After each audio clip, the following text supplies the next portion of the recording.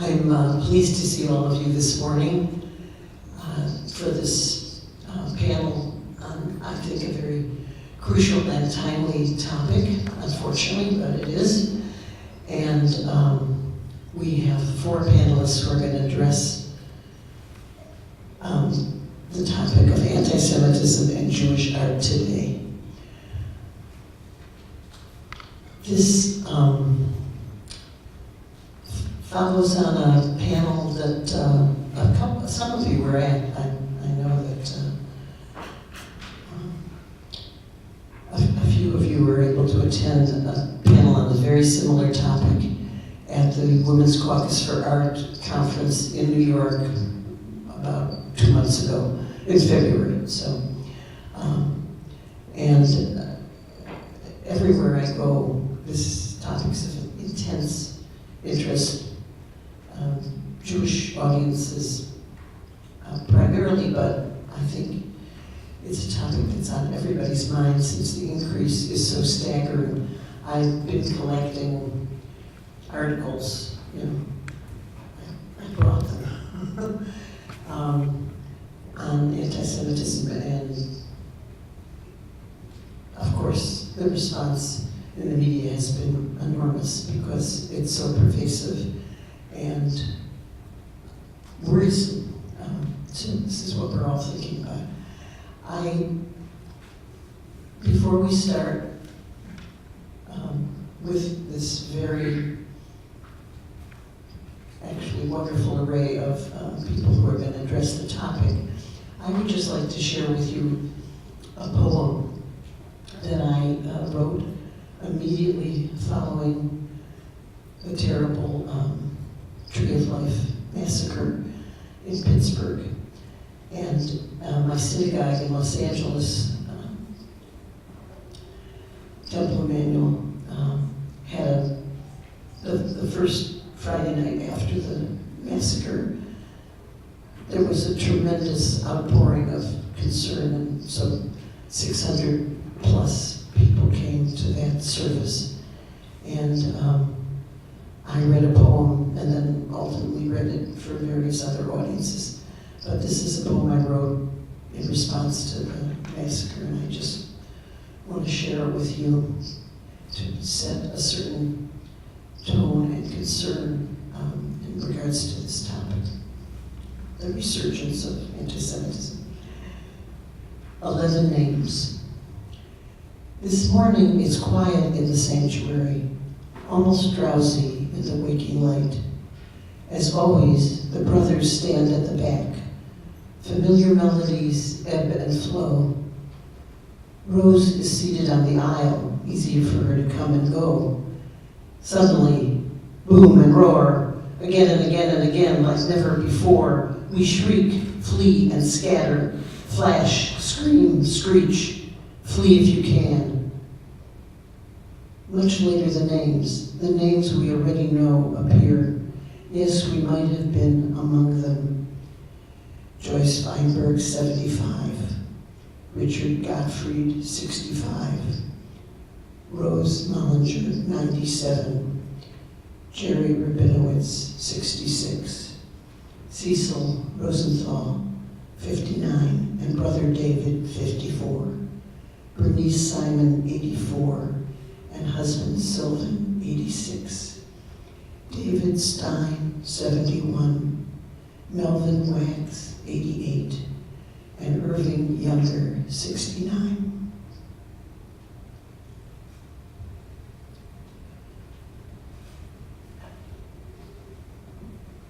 The first panelist for this morning is Max Kulchinsky.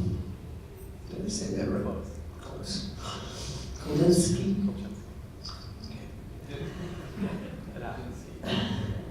He's a 21-year-old born and raised New Yorker, a music industry professional, and a soon-to-be college graduate. Although it doesn't tell me what college. Macaulay Honors College. Max debuted his first multimedia project, Good Luck, which he calls a study in ancestral baggage. The project is comprised of hand screen printed and painted posters juxtaposing the phrase Mazel Tov, the swastika, and the Star of David. Photographs, a short film, and a scene. Max. Hi everyone, thank you. I think this will be better if I stand, so I'm just going to move the laptop. Bear with me a moment.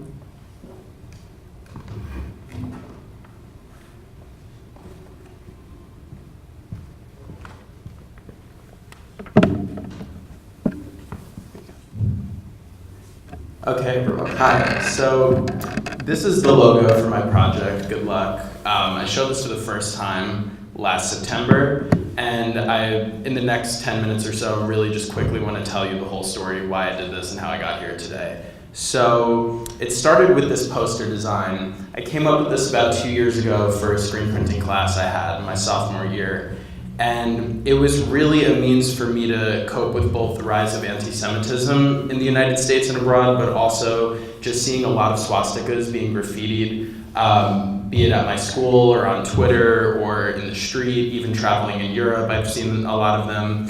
And it kind of reached a fever pitch. I could best describe it as like a panic attack or some sort of like manic experience in which I just started to see them constantly, and it really affected me. So to overcome that mental state, I really had to understand why I was so afraid of this thing in the first place. And in my research on the swastika, I learned that the original meaning of both the word and the symbol is good luck. And being a Jewish kid from Long Island who went to Schechter and grew up in a conservative shul, the phrase Mazel Tov was uttered almost constantly. So hearing good luck about a swastika immediately reminded me of Mazel Tov, and this design was born very quickly. So right after I made this in Illustrator, I took it to the screen printing lab, and I was very happy with my results, as you could tell. And really, this was my first experience making art and feeling proud of it and being able to show it to people.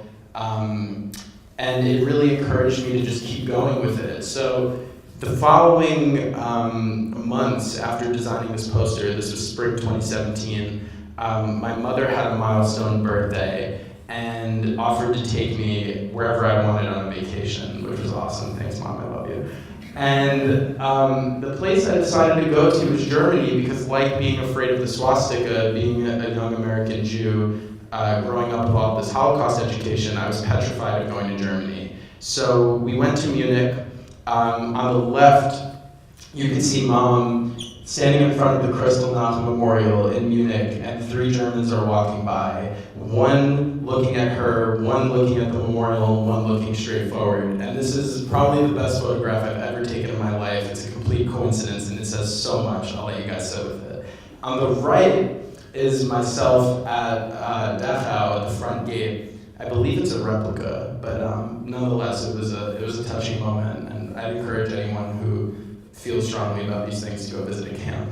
I have to move really quickly, so I'm going to move on to Berlin. We went to Berlin, and upon visiting the Holocaust Memorial in the city center, I saw a chalk sprayed stencil all around the memorial. You can see it right there, that Puma logo. And this had a very strong impact on me because working the previous summer at Adidas, I learned that the founders of both Adidas and Puma were both Nazis. So seeing this in front of the Holocaust Memorial made me feel some type of way.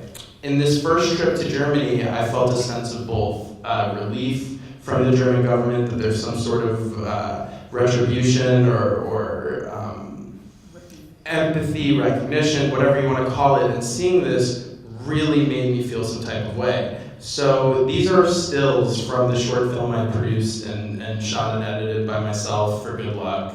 And I wanted to have like an animated version of it, but PowerPoint was not being a friend the other day. So I'm just going to kind of DIY animate this and show you the sequence that I present in the film. I did this actually because there were these graffitis all over the memorial. They were in each direction, very similar to this symbol. But I'll leave it at that. So when I came home from Germany, I kind of sat with my thoughts, with my photographs and museum pamphlets and conversations with my mother and tried to figure out what the next step of this project would be. I naturally wanted to go back, and I did the following summer, which was last summer, and continued just thinking about these things, which resulted in a night of me staying up pretty much all night and painting for the first time in years. These are two of my favorite pieces from the Mazel Tov series. The one on the left is called Love, and the one on the right is called Mercy, Mercy Me.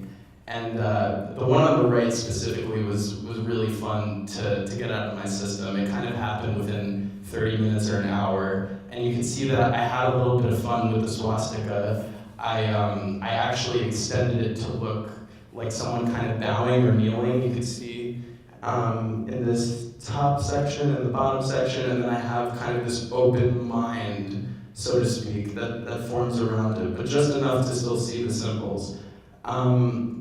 And then I showed it for the first time last September. It was really scary.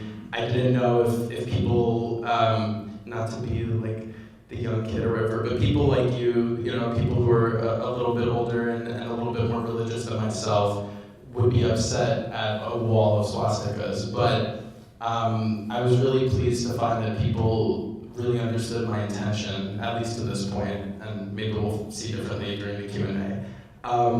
But this was kind of the idea of having the posters hanging from the ceiling as if they were floating to allow people to really interact with them and to see both sides of them and to get a very up close and personal experience. I also lit a couple of them on fire. You can see this one has like a big hole in the middle, and this one I cut off. And then the natural extension of this project, being a 21-year-old who works in music, was going on Instagram and kind of expressing myself and trying to understand things. It resulted in another accompanying point of the project called Question Mark, a social media-based social experiment.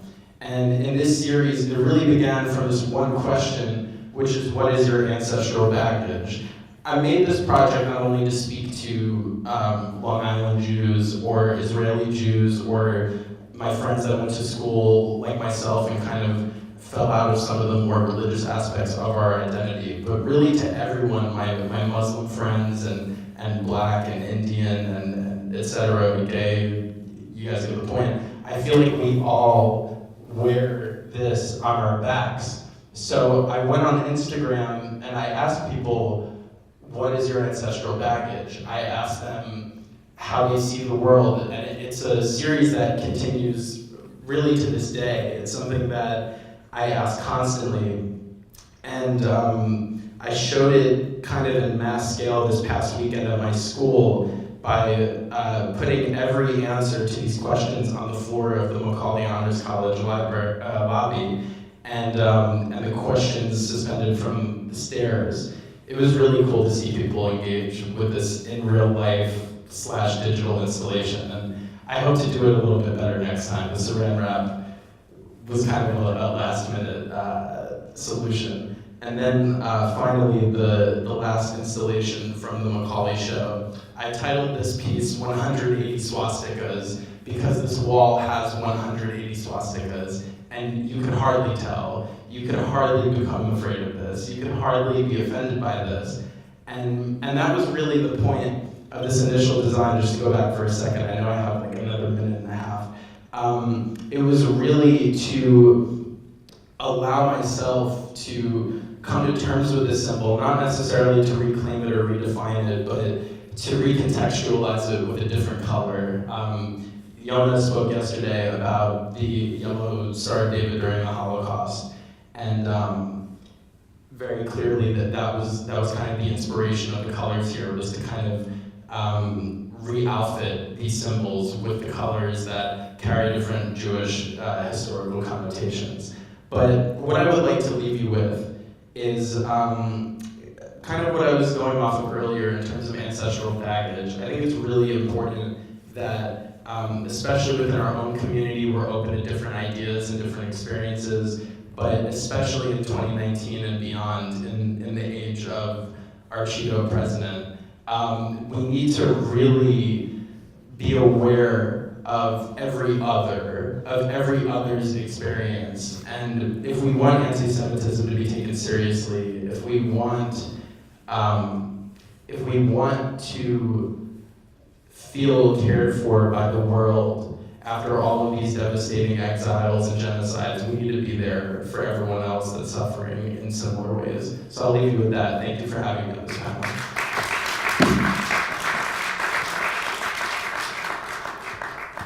Good luck. Thank you very much, Max. Our next speaker is Phillip Schwartz, who graduated from the School of the Museum of Fine Arts in Boston, where he was awarded one of the prestigious traveling scholarships given to winners of the fifth-year competition, along with an exhibition at the Museum of Fine Arts. His work has been shown at the Institute of Contemporary Art in Boston, at the Boulder Museum of Contemporary Art in Boulder, and while a member of the art collective Artnauts, he had the opportunity to show social justice-based work internationally. Phillip. Thank you. I thought I would start with this image because we're living in a weird time, and our president seems incapable of saying this, and he's incapable of condemning Nazis and white supremacists. And I just thought that, he may or may not be a Nazi sympathizer himself, so I thought I would just throw that out there. Sorry, I'm not sure how to... You can just click the right arrow on the keyboard. Oh, got it, okay. So I thought I'd start here. My grandfather was actually not a very good person, but he had a really heroic impulse to save his family. He had come here in 1920, and in 1939, he decided to rescue his family from Romania. So he took my grandmother and my father, and he went on a wild ride through Europe, took the train through Nazi Germany, and ended up in Romania. They stayed there with his family for 3 months.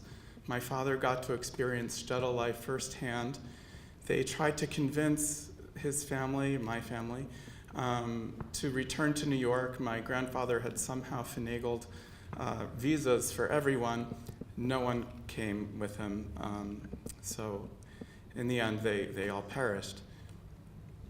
And in 2015, as I was seeing all the Trump signs coming up and the MAGA hats being worn all around upstate New York, I found the Yiskor book translated into English for the town of Jednitz, where my grandfather had come from.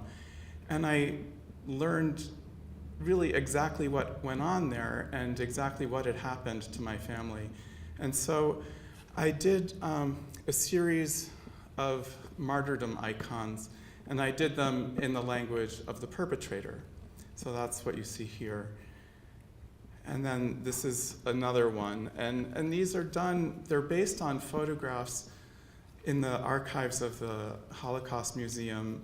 And some of them are also done based on letters written by Nazis home, also from the archives of the Holocaust Museum. And they're just narratives, and I've imagined the scene that they describe in the letter. So then, of course, we come to the grim reality that Trump is elected president. And this is a cutout that I did, a paper cutout. And at the Women's March, I carried the cutout as a poster, and marched. And Hudson had an incredible Women's March. The number of people marching was actually larger than the population of the town of Hudson. People came, people came from all over to march. It was wonderful. And then, so this is that piece that I had sort of cut down for the opening image. And this was something that I wrote after the Charlottesville Unite the Right rally, and it really upset me, and I just thought, when is the right time to leave? And that was something that really resonated with me because I thought about my family and I thought about, both sides of my family, really. My mother's family are German Jews, my father's family, Eastern European Jews. My mother's family actually had the means to leave, and yet a lot of cousins didn't. They just, some of her cousins, one of the stories is that they had business deals. They couldn't leave. It was just too important. And so they stayed in Germany and ended up, being arrested and going to camps and dying. So, but when is the right time to leave? And I think that's something that, at Charlottesville, that really, I started thinking about that. And then, so this is a self-portrait, like how a white supremacist would like to see me. And that was another thing, after Charlottesville, I really started thinking, these Nazi bastards, like this is what they want. This is the ultimate sort of outcome they're looking for. This is where anti-Semitism leads. We've seen it before. We know where it goes. And, we have to stand up to it. And this is me standing up to it. This is hell no. And then this is sort of me getting a little more Jewish. It's self-portrait with King David's lyre, or my need to be a badass Jew. And that was, I've never really, I've strongly identified as Jewish, but I've never been observant really. I had a bar mitzvah, much to my parents' chagrin. I sort of had to go about doing that on my own. They didn't want me to be bar mitzvahed, and so I've always been kind of conflicted about my Judaism, but it's been challenging. Let's just say that.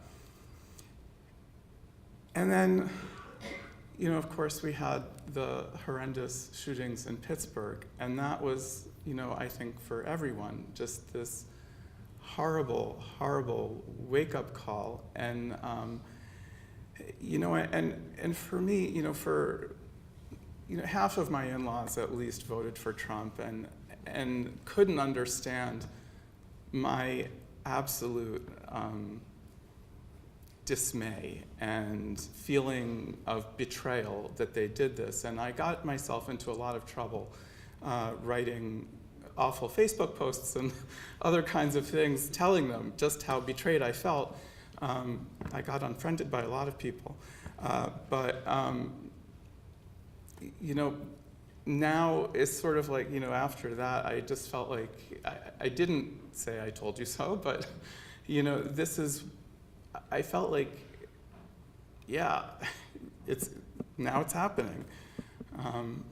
So this is more lamentation and just surus. And this is sort of more of an exploration of Jewish identity, trying to figure it out. My father had actually bought me a pair of tefillin. He didn't know how to use it. He couldn't teach me how to put it on. I eventually figured it out on YouTube. The talis was this little tiny talis that somebody had given to my brother for his bar mitzvah. And the only reason my brother was bar mitzvahed was because my grandfather was still living. And so, that was his thing. My father couldn't really object to that. But so it's just this, it's like a little baby talis, but I still have it. And then I started doing work. This series is, they're paintings done from photographs also in the archives of the Holocaust Museum. The paintings are actually, they're more like crowd photographs, like this little boy was in a crowd of people. But I decided that by isolating the figures, you get to really interact with each figure much more fully and deeply. And it's like you can't really look away from one figure the way you can look away from a crowd of figures. And so I feel like they're a little more potent that way. This is a woman at the Day of Liberation.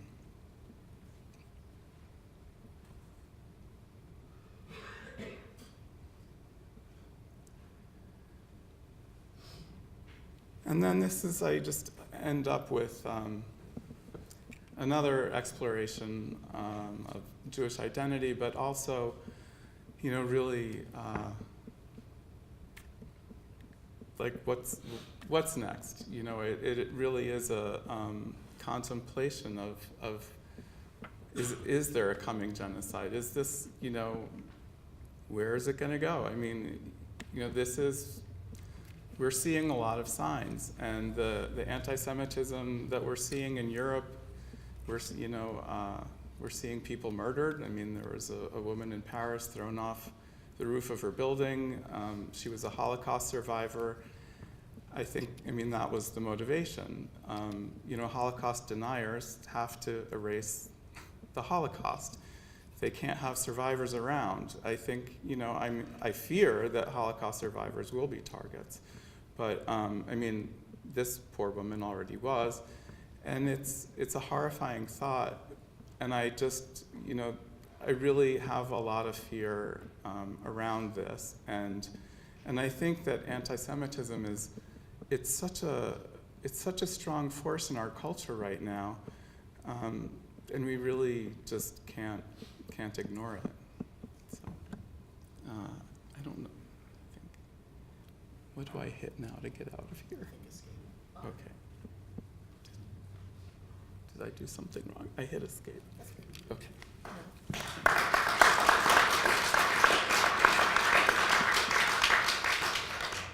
Thank you very much, Phillip. The next speaker is Richard McBee, who studied painting at the Art Students League in New York and has dealt exclusively with subject matter from the Torah and Jewish history in figurative narrative series since 1976. The subjects of his paintings have included Abraham, Sarah, Hagar, Judah, and Tamar, and the Exodus, and Ezekiel. He was one of the founding members of the American Guild of Judaic Art, and since 2008, he has been active as a curator in the Jewish Art Salon in New York City. Good morning. Thanks for coming, everyone. Okay, so I just want to do a little introduction and then show you just a handful of works that I've done that I think addresses anti-Semitism. The history, though, is, in a way, for me, starts with Ephraim Lillian. Let's see here. Very good. Okay, this is his poster in reaction to the Kishinev pogrom of 1905. It was, okay, we have to stop the automatic here. Okay. It was, it seems to be on automatic. We want to stop that, yes? Yeah, it should be okay. Okay, well, okay, don't go too far. Okay. The 19th century in Russia was riddled with pogroms, but the Kishinev one was incredibly awful. It was very much played up in the press and very much actually reacted to throughout the world. It was no longer a local phenomenon. And Lillian made this poster, perhaps significantly, the poster addresses an individual about to be burned to death, a rabbinic figure who is also holding a Torah, and then an angel coming to, as it were, deliver him into heaven.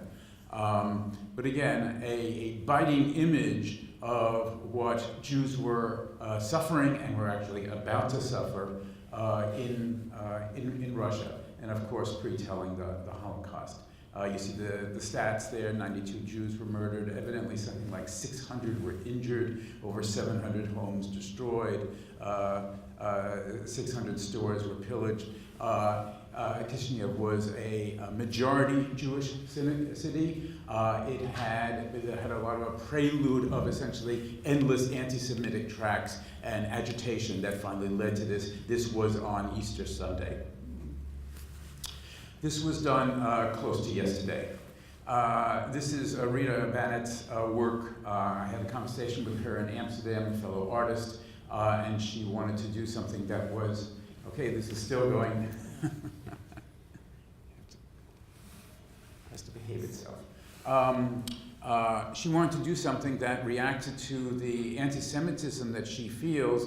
For her, anti-Semitism is especially pressing mainly because not only as an American, she feels that the events that are happening here in America, but also very much as now an Israeli living in Israel and feeling, in fact, that Israel is deeply threatened. Of course, it's not theoretical, and for her, it's not theoretical. You see this globe. The globe is actually the continents are not only red but also dripping blood, and there's an individual who is grasping on for dear life below with an Israeli flag on their back. This is her statement that she emailed to me, and her concern is that it reflects her deep-seated concern that the more the world bleeds, the more we, Israel, will be blamed, sullied, and ultimately burned for it, since the world always seems to find ways to punish Jews for instigating the problems that others cause. She sent this to me a day later. A missile landed within metropolitan Tel Aviv. So she's in Yerushalayim. Our common friend Leah Rab is in Tel Aviv. Actually was woken up by this missile that destroyed a house and almost killed an entire family. This ain't theory. I don't need to tell you.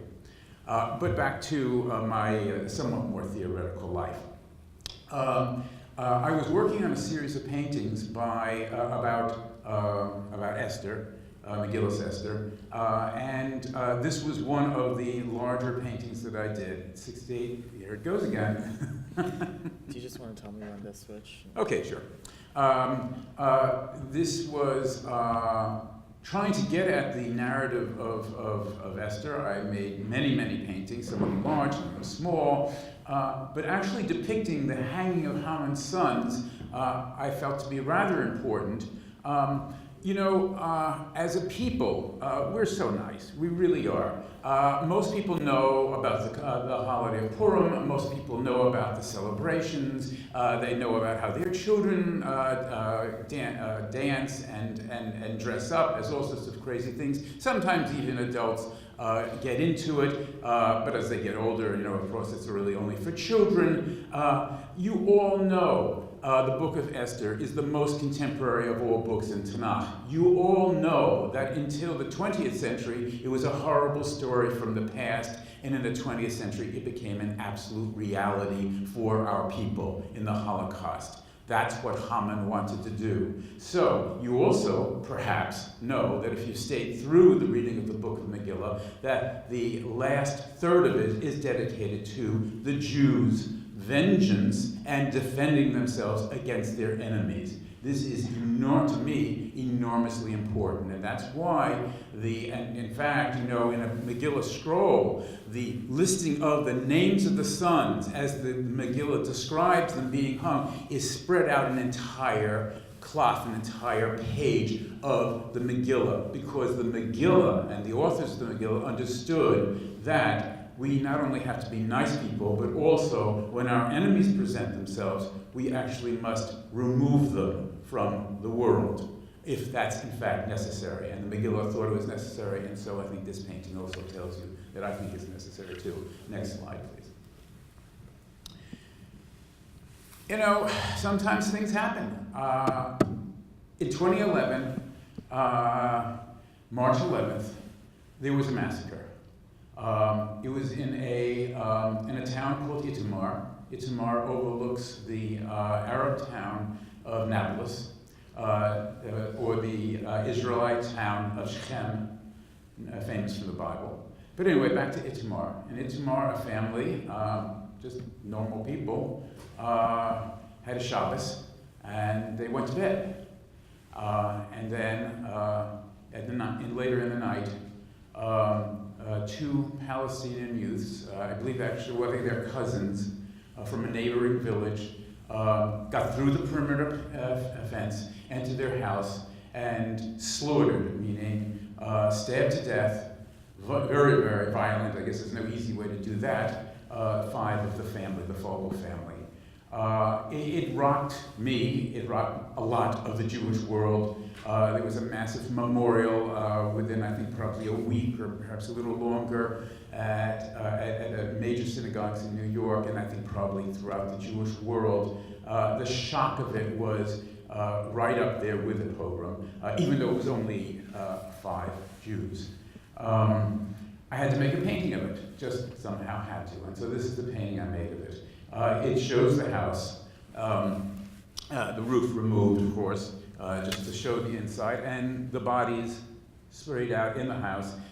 So the story was that one of the children was spending the Shabbos night with the Shabbos dinner with a neighboring friend, and she was being walked back to her house, and it was the adult walking with her, and this, I think, a teenage girl, discovered her entire family slaughtered.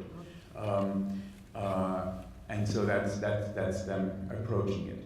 So how do you deal with this as an artist? How do you deal with this kind of pain? And so I look to other traditions. I think as Phillip has done with, if you've noticed, Phillip's paintings, his victims all have halos. Well, that's not a Jewish thing, but it's a very powerful thing, of course, a very powerful image. And so for me, I also looked to the Christian traditions and actually saw it is the crying angels of Giotto. So to me, the crying angels here are, of course, are mourning. More than mourning, they're not just mourning. They're beseeching God, saying, God, how can you allow this to happen? How can you allow this to happen to innocents? How can you allow this to happen to your people? And so I ended up giving this painting to, in fact, the community of Itamar, and it is currently in one of their dormitory buildings in the north of Israel. Next, please. So a little bit later, I guess in 2015, I did a set of paintings. I have to tell you, I really honestly don't know why I did these paintings. It just seemed, again, necessary because it seems to me, I mean, there probably was, one of the endless anti-Semitic incidences, either in the United States or in Israel. So, but I think in terms of the Torah and the Tanakh, that's how I kind of see the world. And so for me, the attacks upon the Jews are essentially all understood within the notion of the attacks of Amalek who attacks the Jewish people as we come out of Egypt for no reason whatsoever. He's not attacked by the Jews, he's not aggrieved by the Jews, except actually he ends up being an ancestor of Esau, so there's a bit of a family tension there. But anyway, Amalek attacks the people. Well, this painting is of Amalek attacking. He's flying out of this ether, and the Jews are fleeing down the bottom. Of course, the books are being thrown. This is a figure, somewhat of an homage to a very good friend of mine, Tony Ciani, who created a figure called the Book Eater. For him, the Book Eater was the figure of totalitarianism, i.e. the burning, the eating, the destroying of books, which of course we are, the people of the books. Next one, please. This is simply a close-up of that particular image. Okay, we can stay on here. Good. So, but I have to tell you, when I think about the anti-Semitism, I don't think about it as us as victims. Part of it is us being victims, but that's not. I have to tell you, to me, that's not the Jewish response. The Jewish response is we defend ourselves and we do something about it. And that's because we live in the age of the state of Israel. We live in an age of a state that, for the Jewish people, that can defend itself. And therefore, this is, again, another biblical text which says that when you encounter that which wants to destroy you, and especially here in the biblical text, the figure of Agag, who not only wanted to destroy us, but is an Amalekite, you must destroy him. So this painting, essentially builds upon the famous Caravaggio of Judith executing Holofernes. Next, please. And The Judith painting was not one that I particularly wanted to paint itself, but I wanted to paint somehow a combination of the prophet Samuel, who executes Agag, but also a female figure, so that it's, as it were, both the male and female Jews who sometimes have to do horrifying things, but because it's necessary, because we must defend ourselves, and sometimes the only defense is destroy our enemies. I spoke at the panel, I spoke as an audience member at the panel that Ruth was just talking about. And one thing I asked our fellow Jews to do, and that is, we artists need to make art about this. And in fact, what this panel is doing is exactly that. That's how we respond to anti-Semitism. We must make art about it. And that art has to be as powerful and as strong and as passionate as it can. And it can be obviously also about the aspect of being a victim, but also I would hope that the art is the aspect of, no, we're not going to stand for this. We've been down this road. We will not allow ourselves to be down this road again, and we must stand up. And our resistance is in our art.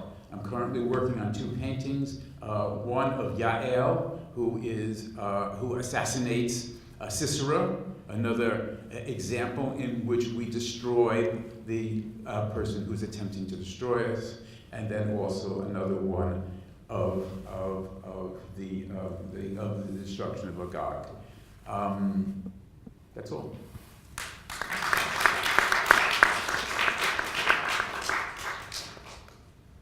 Thank you so much, Richard. Our next speaker is Yona Verwer, who is a Dutch-born, New York-based multimedia artist whose works explore personal and collective identity, history, and Kabbalah. Verwer's work has been shown internationally. Her latest works are interactive collaborations with visual artists, with contributions by composers and filmmakers.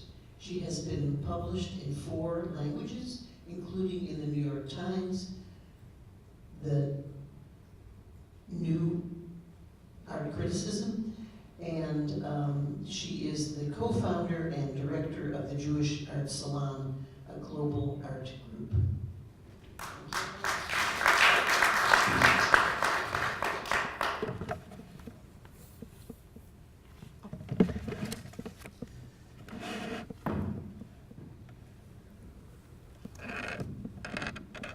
Hello everybody, I'll be talking about European anti-Semitism, a little bit about the past before I move on to the present.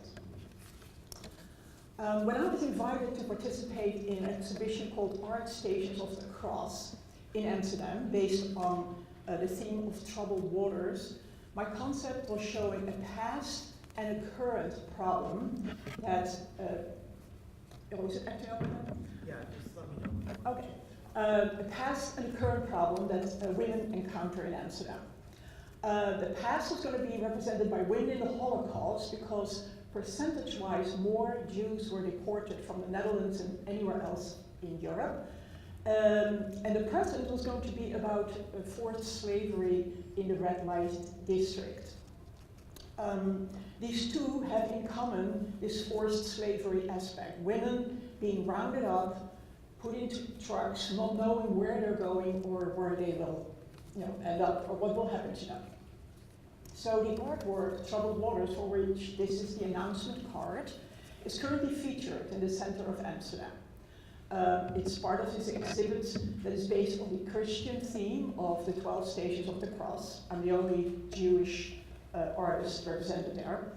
And even though I'm primarily a painter, I've always been interested in going beyond the 2 dimensions. So years ago, artist Cynthia Verwer, sitting in the back row, introduced me to augmented reality, which in a nutshell is the practice of adding something digital to something not digital.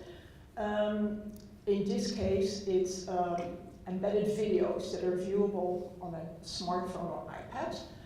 And Cynthia and I have collaborated on various artworks. Next, please. So this particular artwork was done with another artist, Katarzyna Kozierna.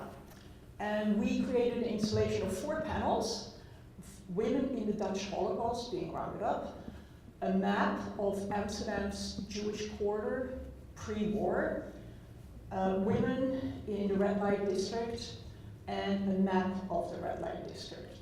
I invited a film student, Francesca Giovanetti, to edit slideshows that I made about these topics. And soundtracks for these videos were provided by Israeli composer Adon Nechostan and Oklahoma-based composer Dan Schwartz. Next, please.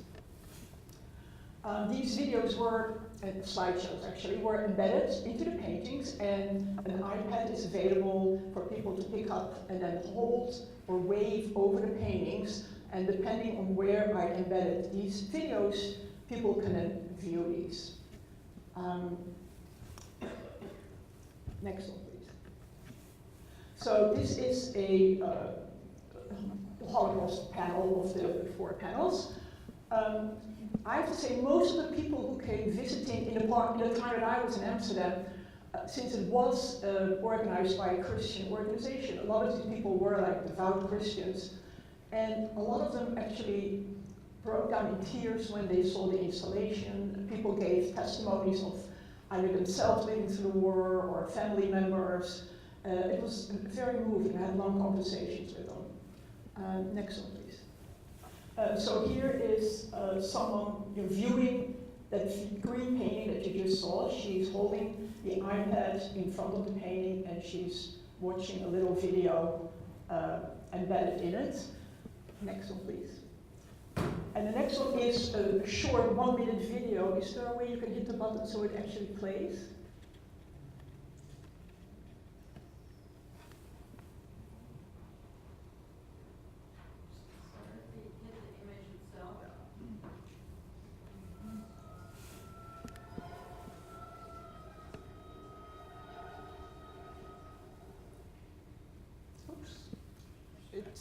It's a longer video than that. It's short and not that short.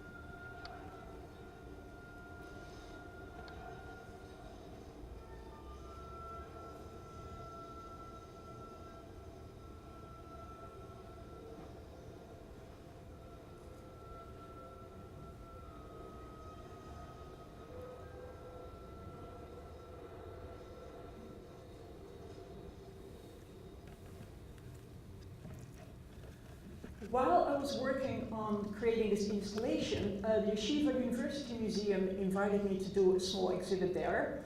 And I proposed to, can you go back to the previous one, please? And I proposed to install this piece there. And when they saw the concept, they were like, no red light district in our museum. Come up with a more Jewish concept. So at the time I thought, well, that's too bad, because the really, current topic of interest is really more, sex trafficking than anti-Semitism, because you have to understand, this was a year ago. But well, okay, fine, I'll do something, based on anti-Semitism. And I thought deep in my heart, like, who's going to be interested in that? So I started making a piece, and I realized, first of all, that there's a lot more going on than I knew. Next one, please.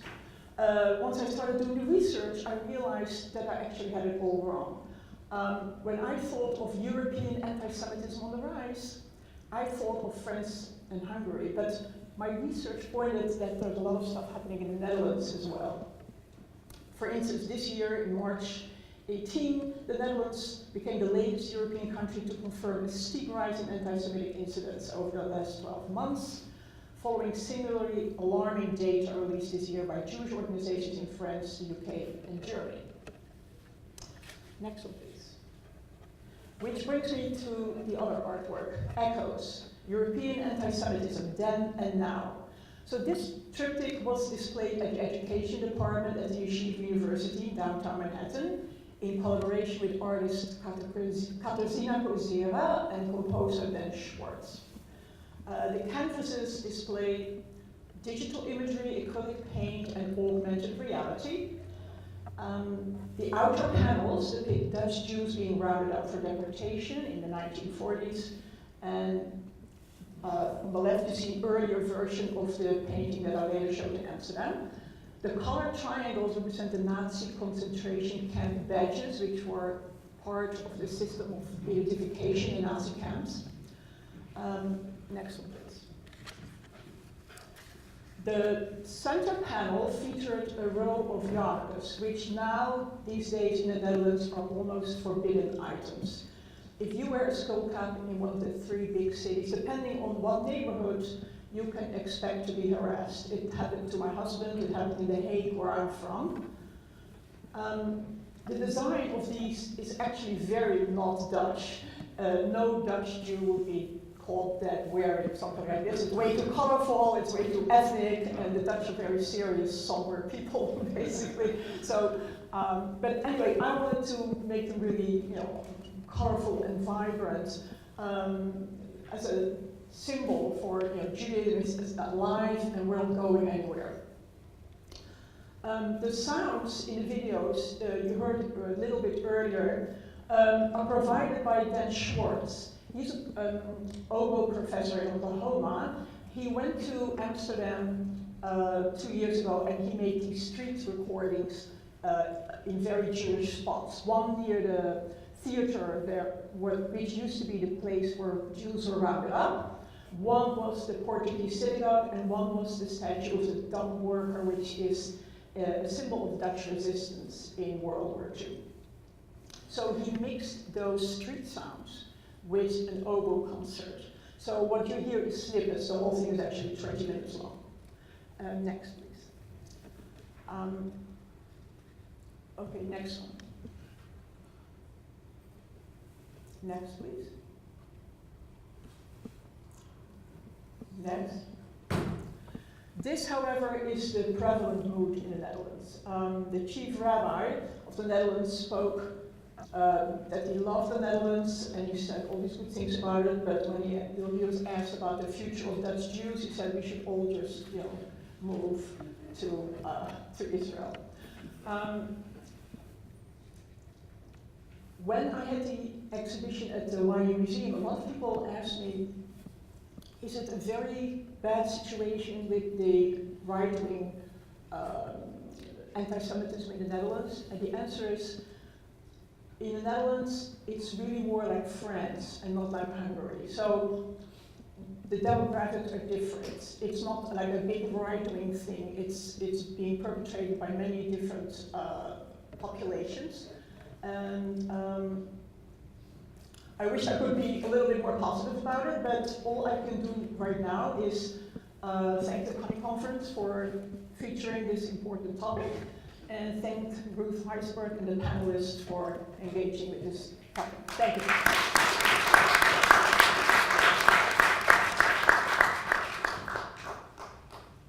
Thank you, Yona, for thanking all of us, and I could not agree more. This is a topic that should preoccupy all of us, and where we should find ways of addressing it in our lives and in our art and in our